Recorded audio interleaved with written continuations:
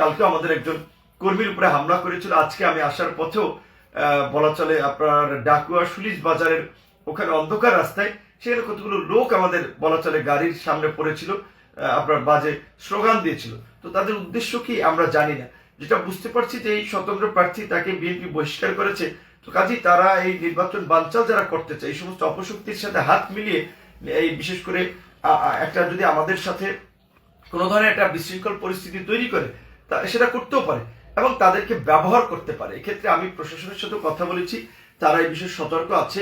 আমি বিএনপির বিশেষ করে ঊর্ধ্বতন মহলেও এই বিষয়টি পৌঁছবো, কারণ দেখা যায় এরা নির্বাচনে মাঠে নেমেছে, স্বাভাবিকভাবেই এদেরকে যদি কেউ ধরেন 2-20 কোটি টাকা দেয় যে না তোমরা ভিপি নুরের নির্বাচনকে বা নির্বাচনী সমাবেশে হামলা করো একটা, কিংবা তার উপরে একটা আক্রমণ করো, 20-50 কোটি টাকা তারা তো মনে করবে এটা তাদের জন্য একটা বড় পাওয়া। আর তাদের এই যারা প্রার্থী আছে তারা তো একটা ধান্দাবাজি সুযোগের জন্য আসলে নির্বাচনে নেমেছে, তারা বিভিন্নকে ঠেকাতে।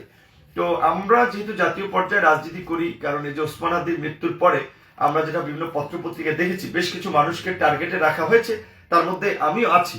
তো আমি আমার এই স্বতন্ত্র প্রার্থীকে আমি অনুরোধ করব যে এমন কিছু করবেন না যাতে নিজের জীবনে আবার একটা বড় ধরনের বিপর্যয় নেমে আসে। কারণ ওসমান হাদির মৃত্যুতে আমরা দেখেছি শত শত 1-1.5 কোটি টাকার নাকি লেনদেন হয়েছে। কাজে এই টাকার লোভে পড়ে এই গলাচিপা 10 মিনার এই শান্তিপ্রিয় জনপদকে উত্তপ্ত করা, সন্ত্রাসীদেরকে লেলিয়ে নির্বাচনের মাঠে একটা ভীতিকর পরিস্থিতি তৈরি করা, এগুলো করলে কিন্তু আপনি যত বড়ই নেতা হন আপনি বক্তব্যে বলেছেন প্রশাসন নাকি আপনার বাসায় ভাত রাঁধে। এটা কোন প্রসঙ্গে বলেছেন আমরা জানি না, হয়তো শুনেছি আপনার ওয়াইফ একজন বিসিএস ক্যাডার, সেই বিবেচনায় বলতে পারেন, কিন্তু ঘরের এই প্রশাসনও কিন্তু রক্ষা করতে পারবে না আপনি যদি নির্বাচনের পরিবেশকে বানচাল করার জন্য কিংবা এলাকায় যদি কোনো অন্য কিছু করার চিন্তা করেন, কোনো অপশক্তির সাথে হাত মিলিয়ে।